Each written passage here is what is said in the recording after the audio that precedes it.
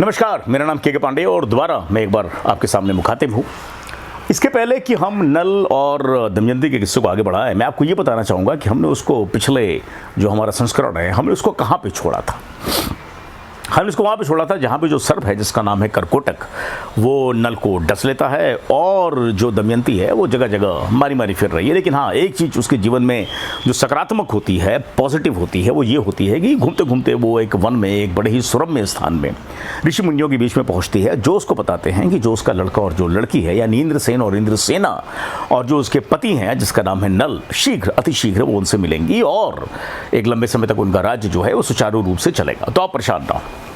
ऐसा कह के वो पूरे ऋषियों का दल और पूरा का पूरा आश्रम ऐसे आसमान की तरफ उड़ता है और विलीन हो जाता है। अब आइए हम यहाँ से दोबारा शुरू करते हैं। अब किस्सा ये है कि जब राजा नल 10 गिनते हैं, और कहानी ये है इसके पहले की कि जो सर्प है वो कहता है कि भैया ऐसा है कि तुम यहाँ से 10 कदम आगे चलो, और जब 10 कदम आगे चलो तो हर कदम की गिनती गिनो। राजा को अजीब सी बात लगती है, लेकिन कहता है कि दुनिया में बड़ी विचित्र चीज़ें होती हैं, उसमें से एक ये भी है। अब वो जब आगे चलता है तो गिनता जाता है, एकम, द्वितीय, तृतीय, चतुर्थ, पंचम, षष्टम, सप्तम, अष्टम, नवम, दशम। जैसी वो 10 कहता है, वो जो सर्प है, वो जो नाग है, उसको काट लेता है। अब राजा जैसे ही नाग से डसा जाता है, उसका पूरा रंग रूप के अंदर एक अभूतपूर्व परिवर्तन आता है। अब उसके उसकी जो हाथ है वो छोटे हो जाते हैं, जो उसका रंग है वो मलिन हो जाता है, और वो राजा लगता नहीं है। वो बड़ा चकित हो जाता है, शायद दुखी भी हो गया हो। वो पूछता है करकोटक सर्प से कि महाराज, मैंने क्या आपके साथ में बुरा किया? मैंने तो आपको बचाया है। जबकि करकोटक कहता है इसमें आपको डरने की ज़रूरत नहीं है। देखिए, ऐसा है कि जो कलयुग है उसने आपके साथ बड़ा बुरा किया। वो यूँ किया कि उसकी आपके साथ में कोई दुश्मनी नहीं थी, चवन्नी भर का उसके साथ में राई भर का भी लेना देना नहीं था। अब वो इस बात पर नाराज हो गया कि दमयंती ने आपको पिकअप कर लिया है। अब वो कहता है द्वापर से कि भैया तुम पासे बन जाओ और हम इनको जीने नहीं देंगे, और ये किया उसने आपको जीने नहीं दिया। इस बात को लेकर मैं बड़ा खफा हूँ, क्योंकि आप एक अच्छे इंसान, आप एक अच्छे राजा हैं, आप एक अच्छे मनुष्य हैं, आप कर्मकांडी, आप अग्निहोत्री हैं। तो मैंने क्या किया है कि जो मेरा सर्प है मैंने इस तरीके से अंदर डाला है कि आपके अंदर बसे कलयुग के अंग अंग में वो सर्प का वास है, उस विष का वास है। अब जब तक ये कलयुग आपके शरीर के अंदर है, उसको असहनीय पीड़ा होगी इस विष से। अब जो जहर होता है सांप का, वो कोई मतलब ऐसा तो है नहीं कि आप कोई बड़ी मीठी चीज़ खा रहे हैं या बड़ी जिसे कहते हैं कि बहुत मसाले वाली चीज़ खा रहे हैं जिसको खा के आपको अच्छा लगे। वो तो बहुत ही पीड़ा देने वाला होता है। तो ये जो सर्प का विष है, करकोटक का जो विष है, वो राजा के शरीर में जाएगा और वहाँ पे बसे हुए कलयुग के पूरे शरीर में व्याप्त हो जाएगा। तब तक व्याप्त रहेगा और असहनीय पीड़ा देगा। कब तक? जब तक कलयुग उसके शरीर को त्यागे ना, राजा के शरीर को त्यागे ना। दूसरी बात करकोटक कहते हैं, वो कहते हैं कि राजन देखो ऐसा है, आपका राजपाट छिन गया है, लोग आपकी तरफ देखेंगे, खिल्ली उड़ाएंगे। उससे बेहतर यह है कि मैं आपका रूप रंग बदल दूं। तो मैंने इस विष के जरिए आपका रूप रंग बदल दिया है। आपके हाथ छोटे हो गए हैं, आपका चेहरा अलग हो गया है, कदकाठी में हल्का सा चेंज आया है, हल्का सा परिवर्तन आया, तो लोग आपको पहचानेंगे नहीं। अब राजा कहता है कि महाराज वो सब तो ठीक है, लेकिन मैं करूँगा क्या? तो कहते हैं देखो गुरु, तुम्हारे पास बहुत सारी विद्याएँ, तुम्हारे जितना बढ़िया तो कोई घोड़ा हाँक ही नहीं सकता। उसके अलावा आपको रसोई बनाना आता है, भिन्न भिन्न प्रकार का जो अन्न शास्त्र है उसमें आप परिपूर्ण हैं, और उसके अलावा जो शिल्पकला है उसके बारे में भी आप अच्छे तरीके से जानते हैं। तो आप एक काम करें, आप यहाँ से प्रस्थान करें, और प्रस्थान करने के बाद आप जाएं अयोध्या। अब अयोध्या में एक राजा है जिसका नाम है ऋतुपर्ण। अब आप उस ऋतुपर्ण के पास में जाएँ, उनसे ये बात कहें, उनसे बोले कि महाराज मेरे को घोड़ा चलाना बड़ा अच्छा आता है, मैं रसोई भी बना सकता हूँ और मेरे को शिल्पकला भी आती है। तो ऐसा है कि आप मेरा लालन पोषण करें, और अगर कभी आपको भविष्य में ज़रूरत पड़ती है मेरी, तो आप उसका इस्तेमाल करें। तो ये कहता है राजा नल कि यार ये बात तो बड़ी अच्छी है, लेकिन वो ऐसा करेगा क्यों, और मैं क्यों उसके पास में जाऊँ, मैं किसी और के पास चले जाऊँ? तो करकोटक कहता है बात आपकी सही है, वो इसीलिए ऐसा करेगा क्योंकि एक उसको अश्व विद्या नहीं है जो आपके पास में प्रचुर मात्रा में, और दूसरा उसके पास में एक ऐसी चीज़ है जो आपके पास में नहीं है। राजा नल पूछता है बताओ ऐसी क्या चीज़ है? वो कहता है जो द्यूत कीड़ा है, जुआ खेलने की, पासे की जो कला है, जितनी बढ़िया इस राजा को आती है उतनी बढ़िया इस संसार में किसी को नहीं आती है। अगर ये कला इसने आपको सिखा दी तो ये बात तो तय है कि आप जाएंगे और पुष्कर को हरा देंगे और अपना खोया राज्य, अपनी खोई संपत्ति, अपनी खोई पत्नी तीनों को प्राप्त कर लिया। राजा को ये बात कहता यार इसमें दम है, और वो निकल पड़ता है अयोध्या की तरफ। अब आप दूसरी तरफ आ जाइए जहाँ पे दमयंती है। अच्छा, इसके पहले कि हम दमयंती की कहानी की तरफ बढ़ें, मेरे को एक बड़ी समानता लगती है दमयंती में और रामायण में। रामायण से अगर आप राम का चरित्र उठाएं, महाभारत से आप दमयंती का चरित्र उठाएं, दोनों के बीच में बहुत सारी समानता है। एक समानता तो ये है कि जब दमयंती को बीच रास्ते में आधी रात में छोड़ करके नल भाग लेते हैं, अब उनका चरित्र ऐसा है या कल्लू की वास के कारण जो भी है, लेकिन वो भाग जाते हैं। और जब दमयंती निकलती है वहाँ से, तो जिस तरीके से राम सीता के जाने पर विक्षिप्त हो जाते हैं, उसी प्रकार से दमयंती भी विक्षिप्त हो जाती है। जिस तरीके से सीता के जाने पे के बाद राम जो है वो कंदराओं से, वो कदलियों से, वो मेघ से, वो वनस्पतियों से, मतलब जो भी सामने मिलता है, चाहे व्याघ हैं, चाहे शेर हैं, चाहे सर्प हैं, चाहे हिरण हैं, वो सबसे पूछते हैं कि क्या आपने सीता को देखा है, क्या आपने सीता को देखा है, क्या आपने सीता को देखा है, क्या आपने सीता को देखा है। उसी प्रकार की विक्षिप्त परिस्थिति में जो दमयंती वो बाहर निकलती है। उसके अलावा अगर आप देखें तो दोनों के चरित्र में बहुत जबरदस्त संबलता है। दोनों का चरित्र एक स्ट्रांग चरित्र है। तो मेरे ख्याल से जब महाभारत को लिखा जा रहा था, जब इस कहानी का असली कहानी है या यह कहानी के माध्यम से कोई संदेश महाभारत के जो लेखक है वो देना चाहते थे, मुझे इसके बारे में नहीं पता, लेकिन मुझे इतना ज़रूर पता है कि तब तक राम की एक जो छवि है, राम की जो एक इमेज है, वो काफ़ी कुछ एक सोशल उसका एक कंस्ट्रक्शन बन चुका था।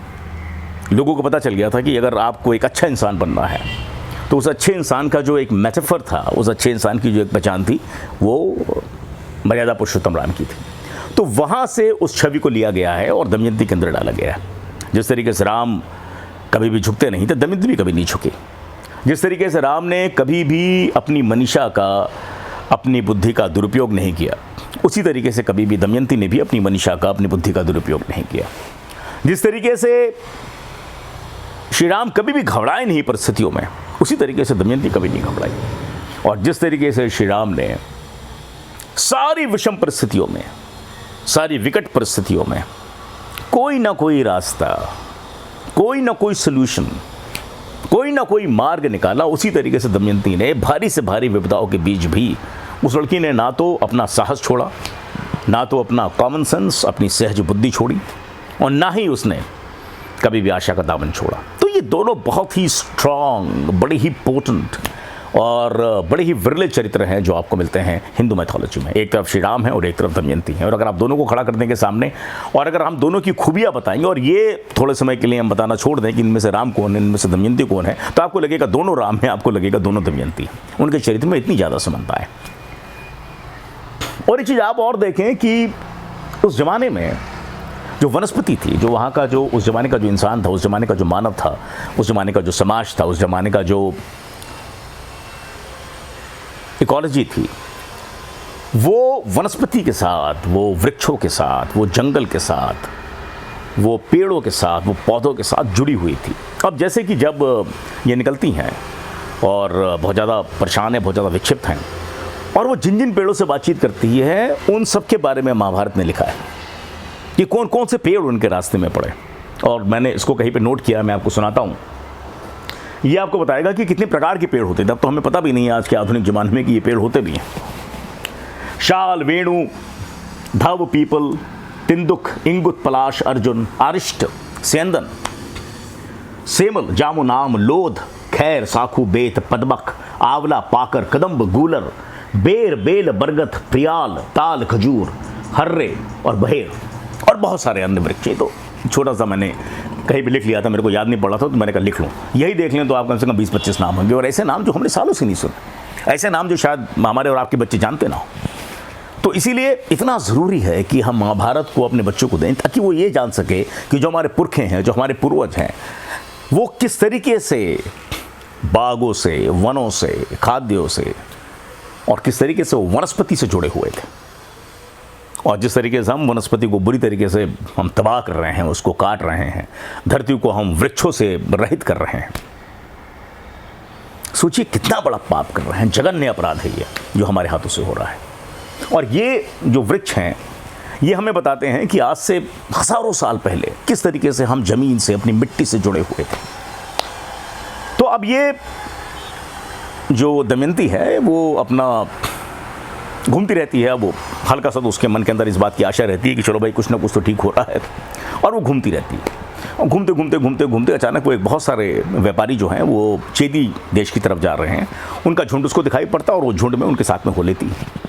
अब उसकी हालत बड़ी बुरी है, आधी साड़ी है लिपटी हुई, और हफ्ते हो गए हैं उसको नहाई नहीं है, और मलिन अवस्था में है, और बुरी तरीके से मैल है उसके शरीर पे, बाल बिखरे हुए हैं, और बड़ी विक्षिप्त सी परिस्थिति है। तो कई लोगों को लगता है कि वो कोई क्रिया है, कई लोगों को लगता है कि भाई वो कोई आत्मा है, कई लोगों को लगता है कि वो जो जंगल का जो जंगल की जो आत्माएं होती हैं, या जो जंगल के राजा होते हैं, जो जंगल के जो देवी देवता होते हैं, उन्हीं का एक भाग है, उन्हीं का एक अंग है। डरते डरते बेचारे वो उनसे कहते हैं कि चलिए भाई, अगर आपको हमारे साथ चलना है तो आप चलें।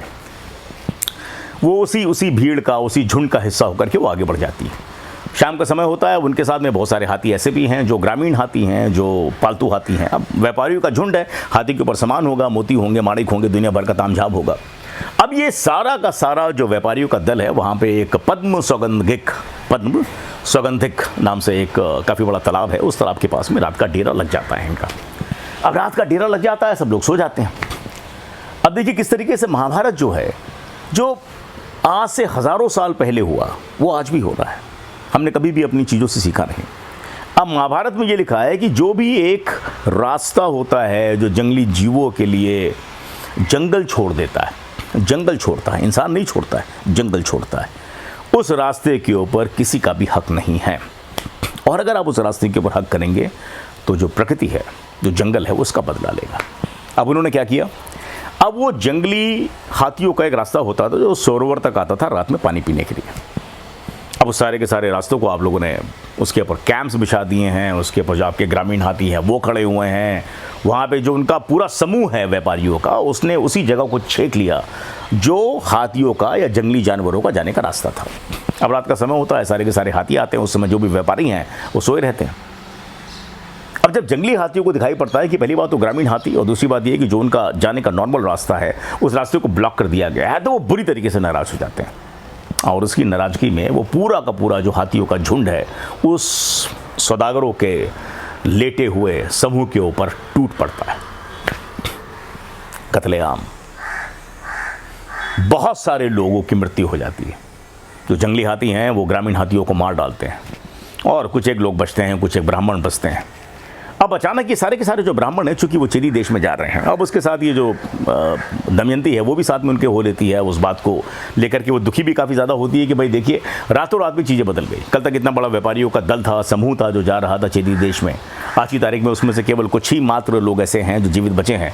अब मैं उनके साथ जा रही हूँ। इसीलिए ये इतना ज़रूरी है, इसका जो शिक्षा है वो ये है कि जो भी प्रकृति, जो भी निसर्ग ने एक बार निर्णय ले लिया, अगर उसको मानव छेड़ेगा तो वो उसके विध्वंस का कारण बनेगा। अगर उन हाथियों के पानी पीने के जो जगह है, वो जो रास्ता है, अगर उसको ब्लॉक नहीं किया जाता, उसको छेड़ा नहीं जाता, तो 99 नहीं 100% इस बात की उम्मीद थी, चांस था कि इतने व्यापारियों की मृत्यु नहीं होती। लेकिन चूंकि उन हाथियों के रास्तों को ब्लॉक कर दिया गया, वो सारे के सारे हाथी आते हैं, व्यापारियों को कुचल करके आगे निकल जाते हैं। उनको भी गुस्सा आ जाता है कि जो उनका प्राकृतिक मार्ग है उसके ऊपर किसी न किसी प्रकार का रोक या बाधा लगाई गई है। अब ये सारा का सारा जो दल है वो चलता चला जाता है, अंतोगत्वा चेदीराज में पहुंच जाता है। अब उनके पीछे पीछे, उनके साथ साथ जो भी दल में ब्राह्मण बचे हैं, एक दो व्यापारी बचे हैं, उनके पीछे पीछे साथ में अब रहती हैं दमयंती की हालत बड़ी ख़राब है, आधी साड़ी है, मैल है, और अब तो और भी दिन निकल गए हैं। जो भी मिट्टी है, गर्दा है, वो सारा का सारा उनके शरीर से लिपटा हुआ है। अब बच्चों को लगता है कि ये कोई पागल औरत है, तो बच्चे होते हैं वो हल्के से क्रूर होते हैं, जो बच्चे होते हैं वो क्रूर होते हैं, क्रूएल होते हैं। तब बच्चों ने हाथों में अपने अद्धे लिए हुए थे, अद्धे से वो उसको मारने लगे। वो कोई अद्धा मार रहा है, कोई पीछे से उसको खींच रहा है, वो जिस तरीके से बच्चे बिहेव करते हैं। तब तक वो चलते चलते जो मुख्य मार्ग है चेदी देश का, उस मुख्य मार्ग पे रहती हैं, और वहाँ पे जो राजा है उसका महल होता है, और उस महल के ऊपर जो वहाँ की महारानी है वो खड़ी रहती है, जिसका नाम है सुनंदा। अब सुनंदा देखती है कि भाई कोई एक लड़की है, और इस मैल में भी, इस गर्त में भी, इस मलिनता में भी जो उसका सौंदर्य है, जो उसका रूप है, वो दगमग कर रहा है, चमक रहा है।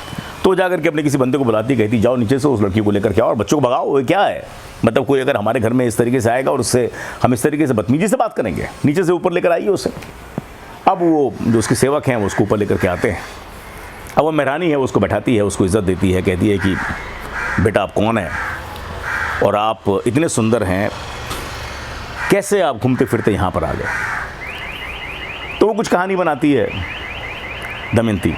वो कहती है कि मैं अपने पति से बिछुड़ गई हूँ और अब उनको ढूंढते ढूंढते मैं यहाँ पर आ गई हूँ और मैं सैरंध्री हूँ।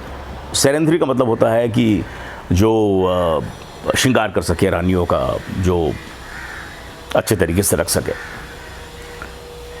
कपड़े पहना सके, बाल बना सके, वेणी डाल सके, वो एक सैरंध्री होता है। जिस तरीके से हमारे ज़माने में आज की तारीख में मेकअप आर्टिस्ट होते हैं, उसी तरीके से सैरंध्री।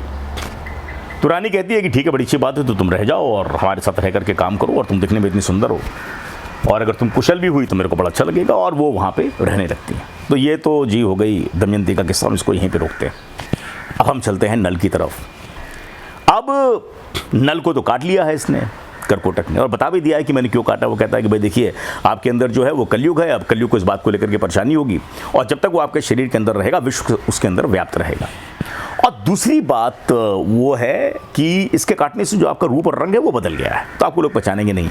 अब मेरी आपसे विनती है कि आप इसके बाद अयोध्या चले जाएं और अयोध्या नरेश के पास आप जाएं और काम करें। उसके अंदर द्यूत का उसके पास में बहुत ही गहन ज्ञान है और आपके पास में अश्व का ज्ञान है। एक दूसरे को आप ज्ञान प्रदान करें, जाएं और अपना खोया राज्य ले लें। अब राजा नल कहते हैं कि भैया तुमने तो मेरे को इस अजीब से रूप में डाल दिया, मेरे हाथ छोटे हो गए हैं और जो मेरा रंग है वो दब गया है, मैं बहुत बुरी तरीके से सांवला हो गया हूँ। अगर आप मुझे बताएं कि कल की तारीख में जब मुझे नॉर्मल होना पड़ेगा मैं कैसे होऊंगा। कहता आप उसके लिए परेशान ना हो, मैं आपको एक जादुई वस्त्र दे रहा हूँ। आप इस जादुई वस्त्र को जैसे ही लपेटेंगे और निकालेंगे, आपका जो पुराना वाला रूप है, जो नूतन है, नवीन है, सौंदर्य से भरा हुआ है, वो दोबारा आपके सामने आ जाएगा। मेरा ध्यान करें और उस वस्त्र को ओढ़े। वो जादुई वस्त्र है, जैसे ही वस्त्र को ओढ़ेंगे सारी चीज़ें नॉर्मलाइज हो जाएंगी, सारी चीज़ें सामान्य हो जाएंगी। ऐसा कह करके वो जो सर्प है वो 2 वस्त्र, विशेष वस्त्र राजा को दे देता है और वहाँ से अदृश्य हो जाता है। अब राजा नल भी बेचारे अयोध्या की तरफ निकल पड़ते हैं, जहाँ पे ऋतुपर्ण का राज्य है।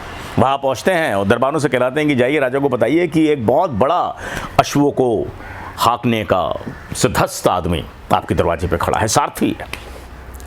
अब उस जमाने के जो राजा होते थे, अब पारखी होते थे और इसी तरीके से मतलब चाहे वो नवरत्न हो अकबर के, चाहे वो नवरत्न हो आपके कृष्णदेव राय के या राजा मान सिंह तोमर के, वो इसी तरीके से जो नवरत्न हैं लोग ढूंढा करते थे कि भाई कोई भी आ गया कहता था भाई मेरे पास में ये कला है, राजा को पसंद आ गई, राजा कहता था आओ आज से तुम हमारे राजसभा के हिस्से हो।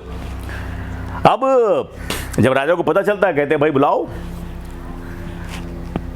अब जब राजा नल आते हैं वो कहते हैं कि देखिए मेरा नाम बाहुक है, बदल देते हैं नाम अपना, मेरा नाम बाहुक है और मेरे को अश्वकला आती है, मेरे जैसा कोई घोड़ा हाँक नहीं सकता और उसके साथ मेरे को रसोई आता है, मेरे को अन्न की कला आती है, मैं तरह तरह की रसोई बना सकता हूँ।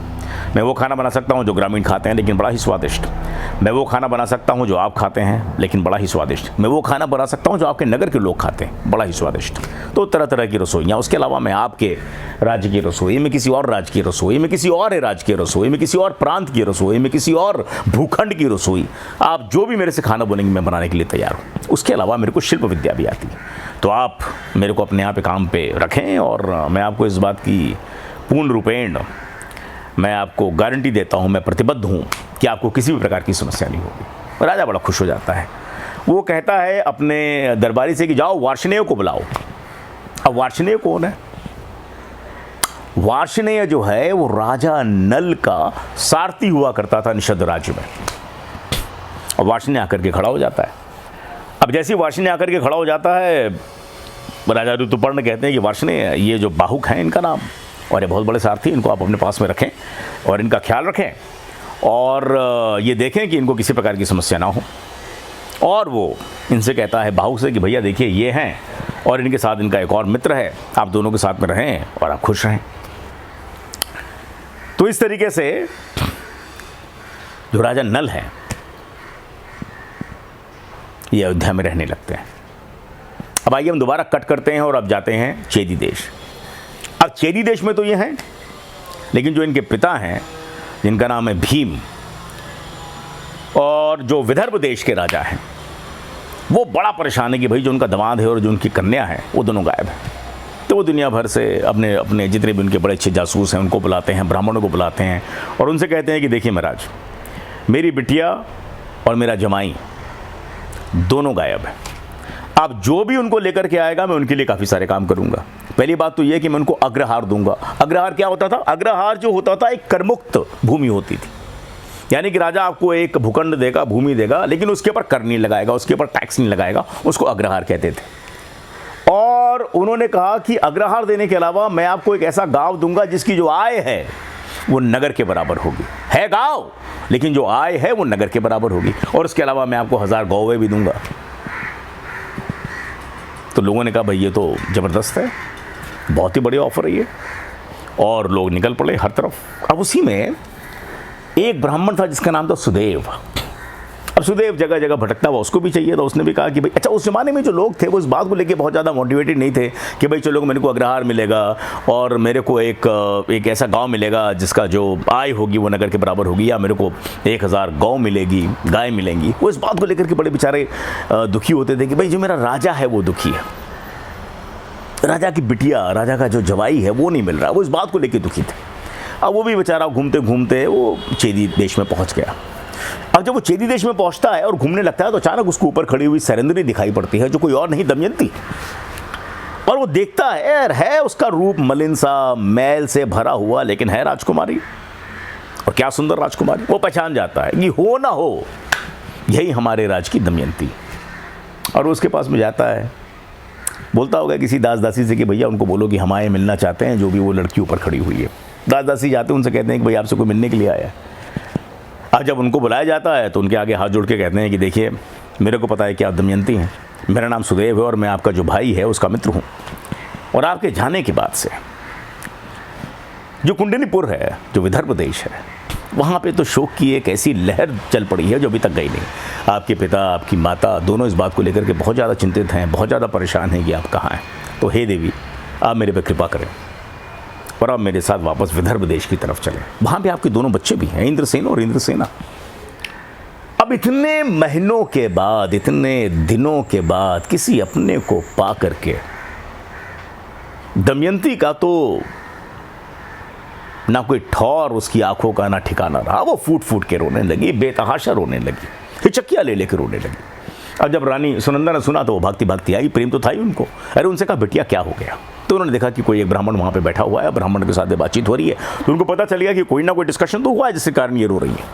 तो ब्राह्मण से कहती है कि ब्राह्मण देवता मुझे बताया, मैं इस लड़की को लेकर बड़ी चिंतित हूँ। इसको अचानक एक दिन मैंने रास्ते में देखा, वहाँ से मैं इसको लेकर के आई। सैरंध्री का काम करती है, लेकिन मेरे को लगता नहीं है कि ये सैरंध्री है।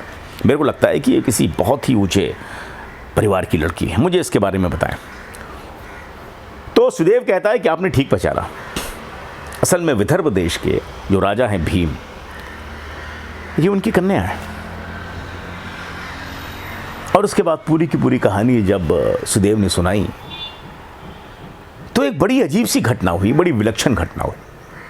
सुनंदा रोने लगी और उसी तरीके से फूट फूट के, उसी तरीके से विहल होकर के जिस तरीके से दमयंती रो रही है। अब बाकी लोग अचरज में पड़ गए, दमयंती का रोना रुक गया। उन्होंने कहा भाई ये क्या बवाल हो गया, आप क्यों इस तरीके से रो रही हैं, बताइए। तो उन्होंने कहा देखिए विधि का विधान, अब मैं तुम्हें एक ऐसी बात बताऊंगी कि तुम्हें विश्वास नहीं होगा। उन्होंने दमयंती से कहा। तो दमयंती ने कहा बताइए। मेरे को तो बहुत सारी चीज़ों पे विश्वास नहीं होता, उसमें से एक चीज़ और सही। उन्होंने कहा मैं, सुनंदा और जो तुम्हारी माँ है, हम दोनों बहनें हैं। मेरी शादी चेदी नरेश के साथ हो गई और मेरी बहन की शादी विदर्भ में हो गई।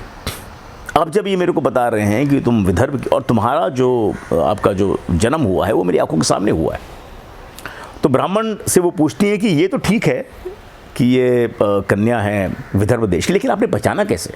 तो उन्होंने कहा देखिए ऐसा है कि इनके माथे में, इनके ललाट में तिल है, उस तिल को देख के मैंने पहचाना। तो रानी ने कहा मेरे को तो तिल दिखाई नहीं पड़ रहा। सुनंदा ने कहा, तो उन्होंने अपने दास दासी को बुलाया। उन्होंने कहा भाई इनके जो ललाट है इसको साफ़ करो। तो उन लोगों ने साफ़ किया और जब साफ़ किया तो सूरज के समान चमकता हुआ तिल उनकी ललाट पे था। तो रानी सुनंदा ने उनको गले लगा लिया। उन्होंने कहा बताओ बिटिया, हमने तुम्हें तब देखा तो और अब देखा है, और इतनी दुर्दशा में तुमको देखा, इतनी तकलीफ़ में तुमको देखा, इतने पेन में तुमको देखा, तुम्हारे दुख से हम दुखी हैं, और इस बात से और दुखी हैं कि बताओ हम तुम्हें पहचान ही नहीं पाए। इतने दिन तक तुम हमारे साथ में थी। और ये कह के खूब सारा उपहार दे करके, ढेरों प्यार दे करके, बड़े सम्मान से, बड़े तमीज़ के साथ उन्होंने उसको विदर्भ की तरफ रवाना किया। अब क्या करती हैं विदर्भ जाकर के दमयंती, किस तरीके से नल को खोजेंगी? नल क्या करेंगे? नल तो पहुंच गए। क्या ऐसी चालें चलेंगी जिससे दमयंती नल तक पहुंचे? बड़ी ज़बरदस्त कहानी है, बड़ी मज़ेदार कहानी है, और इसके लिए आपको एक और एपिसोड का इंतजार करना पड़ेगा। अब क्या करें, हम कहानी इतनी लंबी, हम एक बार में तो उसको समेट नहीं सकते, नहीं तो 2 घंटे का वीडियो का देखेगा कौन। लेकिन आप लोगों ने तब भी इसको 25-26 मिनट देखा, उसके लिए आप लोगों का सहर्ष धन्यवाद, शुभाशीष। और जहाँ पर भी रहें सुखी रहें, संपन्न रहें और स्वस्थ रहें, कोरोना से दूर रहें, इसी आशा इसी उम्मीद के साथ में नमस्कार।